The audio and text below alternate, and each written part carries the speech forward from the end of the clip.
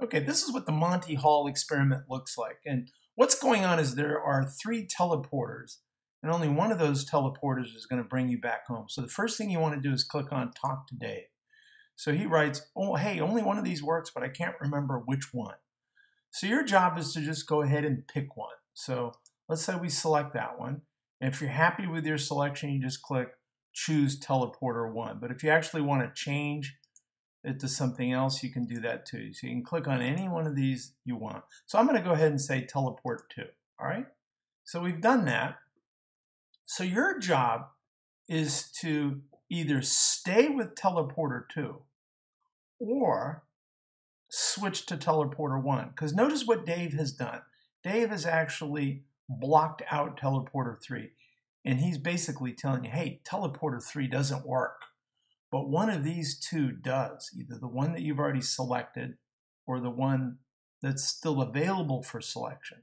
So let's say I go ahead and say, I'm going to go ahead and stick with Teleporter 2. So I do that, and then you wait for the results. And it turns out it says you stayed with your original choice and it broke. Now you're marooned in space. All right. Now you could have easily done the other thing. Now I don't want to tip my hand to tell you what the right decision is every time. There's actually a dominant strategy that you should engage in every single time. And you might even want to think about this even before you start the experiment, because it really forces you to focus on how to actually calculate probabilities, all right? I'll give you a little hint. All the probabilities of a particular event have to add up to 1. So for example, with the flipping of a coin, if it's a fair coin, the chances of getting heads are 1/2.